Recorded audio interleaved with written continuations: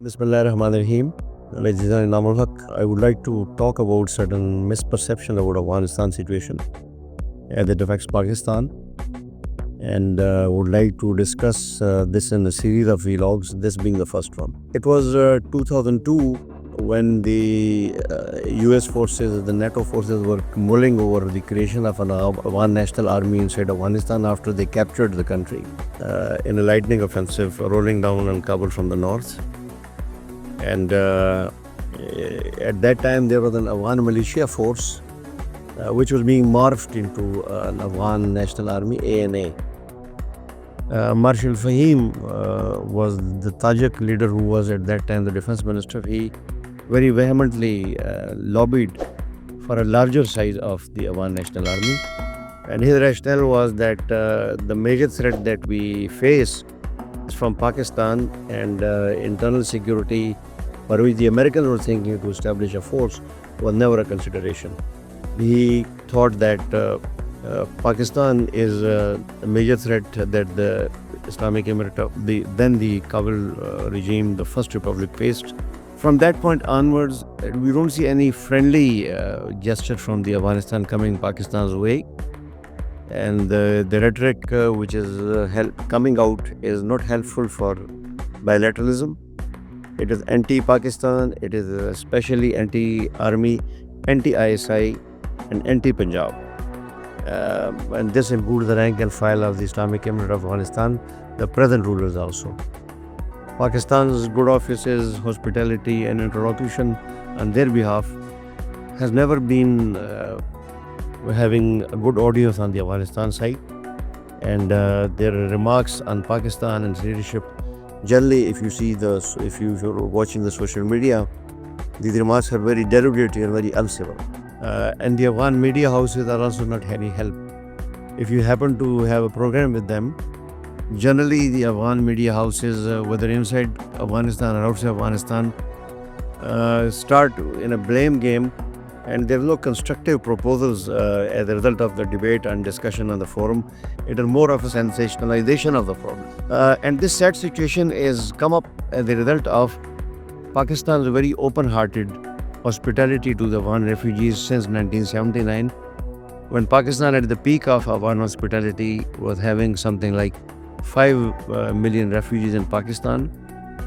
This was despite the fact that Pakistan was not signatory to the 1951 Geneva Convention on Refugees. Afghan women, men and children were afforded dignity, provided security, education, healthcare and employment. The 4 basic things which are not available even in the modern Afghanistan under the Islamic Emirate of Afghanistan. Pakistan and its infamous ISI and its Punjabi establishment not only orchestrated the withdrawal of 2 superpowers from Afghanistan and helped liberate their country twice from the clutches of the foreign forces, they also helped the present ruler of Afghanistan ascend to power.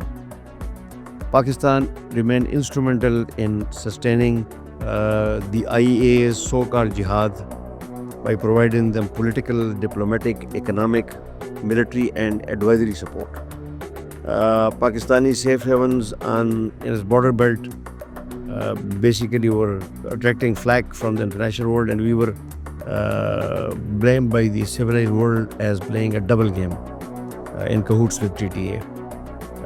Every government in Kabul, including the present one, was facilitated by Islamabad, and which actually which basically facilitated the formation of a government through the bickering and shooting Afghans. KP and Balochistan since a very long time budget the wheat requirements of Afghanistan annually, and the daily use items, groceries, eatables are exported, smuggled and otherwise tacitly allowed by Pakistan to feed the struggling humanity inside Afghanistan. If you happen to go to the neighboring towns of Afghanistan all along the international line, you would see that these towns are filled and humming with life at the time of around Zohar prayers, when people from Afghanistan come to shop for groceries, come for medical aid, come for other chores on the Pakistani side, and after the Zuhur period they leave. So that is the kind of dependence of Afghanistan on Pakistan, particularly in the two provinces of KP and Balochistan.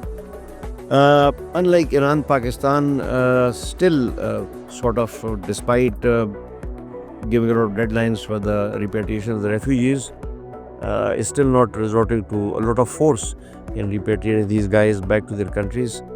And despite the overt animosity of the Afghan leadership, Pakistan still followed the repatriation of the Afghan refugees after forewarning in a dignified and mostly peaceful manner.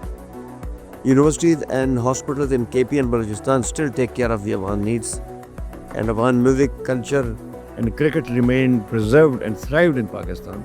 The list is very long.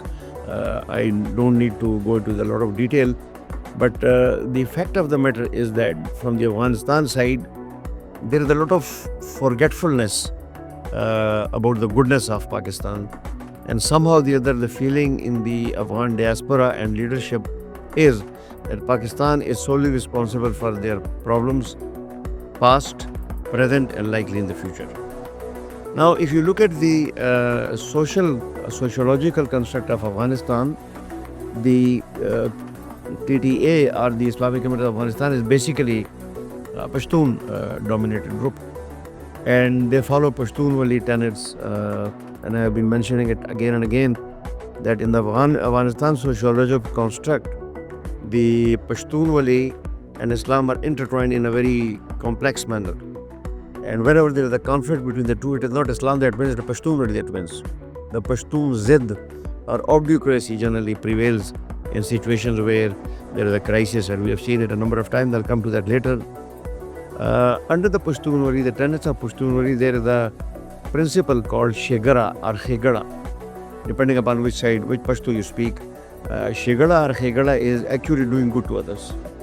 And a Shegara or Khegara is supposed to be remembered in eternity and repaid with Shegara if an opportunity arises. Pakistan's action to Afghanistan were also for valid geostrategic reasons, we all know that.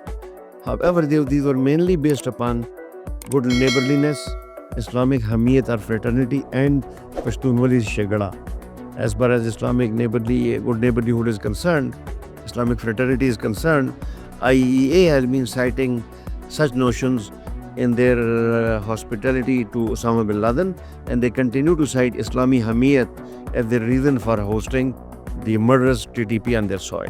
So this is the sort of a background to the impasse with Afghanistan, and as a result and as a consequence of all this, what Pakistan and its people got in return.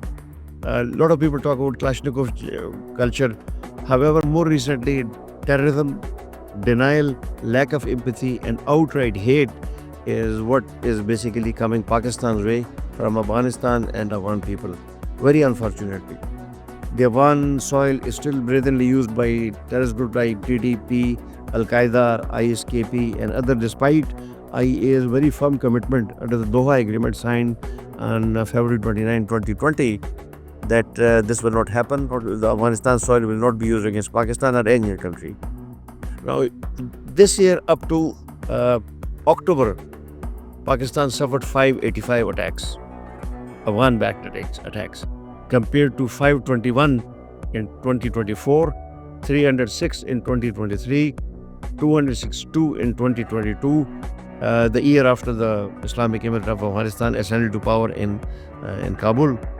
And more recently, on night 11, 12, and 14, 15, Islamic Emirate forces, duly supported by TTP and other terrorists, launched attacks all along the international border from Quetta, Chaman, Spir Buldak to Waziristan.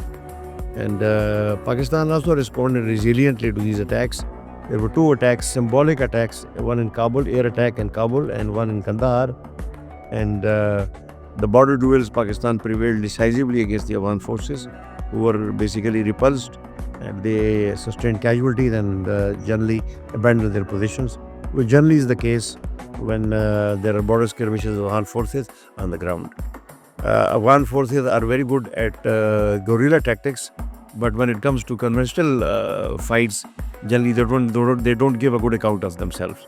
However, as far as the regime is concerned, though there has been a ceasefire and an agreement on 19th of October facilitated by Turkey and Qatar in Doha, where I will come to the detail of the agreement in a little while, where the ceasefire has been effected. And right now, probably diplomacy is doing the rounds, and we hope that something very positive will come out when both sides meet again in Istanbul on 25th of this month. Well, Afghanistan, in a sense, is not a normal state. And there is a thought in Western capitals right now that Afghanistan is a lost cause, and something has to be done about it by the civilized world. And basically they cite gender apartheid, terrorism sponsorship, human rights, and lack of commitment to agreement as the major causes of any likely change in the Afghan political dispensation of the government. And recent UN reports, as we all know, validates the Afghan-based violence and terrorism against Pakistan. For critics of Pakistan, the Afghan policy, who say that Pakistan does not have a good Afghan policy, I would differ and say that Pakistan has a very valid Afghan policy which has been validated by the times, but Afghanistan under the IEA does not have a Pakistan policy, and even if it has one, it is that of going or allowing Pakistan go down the drain, and even if that means bonhomie with their arch enemy India, who was dubbing them as terrorists not very long ago. So given that particular dispensation or iteration, Pakistan does have an Afghan policy, but since you're dealing with an abnormal state which is not schooled in diplomacy, statecraft or governance, you find it difficult to convey your point, and they find it difficult to digest the points conveyed by Pakistan because of the lack of their wherewithal as far as governance is concerned. It is a motley crowd of religious or tribal warriors who are trying very hard to transform into rulers, and that is a tough ask, a tough challenge for them. Now, for Pakistan, two policy considerations before the second video in this connection. First, Pakistan must stay the course and notch up the heat as needed without bravado and bluster. The policy announced by Pakistan on 11th of October that further terrorist attacks emanating from Afghanistan soil will evoke prompt and direct strikes on the terrorist position inside Afghanistan should have come yesterday. The situation would not have gotten that far if Pakistan was decisive in its response earlier. However, the restraint that Pakistan demonstrated is understandable. It is a major and timely shift on Pakistan policy. The second thing at the policy level that is evident in Islamabad's approach to Kabul right now is that Pakistan has shifted its outright support to inclusive, participatory, and a very, very broad-based government inside Afghanistan, which should have all groups, all ethnic groups well represented in Afghanistan's political dispensation. Now, it is not an interference in Afghanistan's internal matters. Afghanistan's situation directly affects us, as we have seen. Therefore, under good neighborliness, Pakistan has the right to demand and, in a way, go for certain actions which it considers are in its own national interest. Pakistan's both shifts are timely, and hopefully they will, one, augment or reinforce deterrence between the two countries, and there won't be any flare-up in the bilateral relations, military flare-up. And secondly, it will help some people within the Islamic Emirate of Afghanistan who want to have brotherly relations with Pakistan and who are increasingly unable to voice their concerns vis-a-vis Afghanistan's policy, Afghanistan's action against Pakistan. The TTP issue is a thorny issue, and I've been saying it in my iterations earlier that the bilateral relations between Afghanistan and Pakistan are based on constants and variables. If you look at the constants, the common geography, the culture, the language, the ethnic affiliation, all that, these are all positive. However, if you look at the variables, unfortunately the variables are negative. And what are the variables? The first and the foremost variable is the TTP. The second variable is Afghan refugees. The third is the fence, and the fourth is the trade and commerce. Consideration and sort of statements by the Afghan side that TTP is Pakistan's problem is incorrect. TTP is as much Afghanistan's problem as it is Pakistan's problem, because the key to the resolution of the TTP issue lies with Afghanistan. TTP is hosted, TTP is facilitated, TTP is trained, TTP is financed, and TTP is facilitated by the Afghan side and the present rulers, which includes Haqqanis as well as Kandahari people in the south. Now, given the situation, what are the likely future indicators of what can happen? If you look at the mood in the diplomatic community inside major capital like Islamabad, and link it with the sentiment abroad in the powerful country like America, there is a realization that probably the regime change is one option that should be exercised if the present regime does not relent on important issues, as I've mentioned. And what are the likely options? I will just mention them and cover them in a subsequent video. The likely options could be Northern Alliance coming down again, the resurrection of Northern Alliance, 1. 2, the implosions of Islamic Emirate of Afghanistan from within, and 3, again, the paramilitary landing in the north and the Northern Alliance along with the paramilitaries rolling down on Kabul, and daisy cutters and mothers of all bombs raining down on Afghanistan, and the Islamic Emirate of Afghanistan not giving a good account of itself and disintegrating like it did in the past. So we will start from this point during my next vlog. Thank you for watching. Please share and like. Thank you.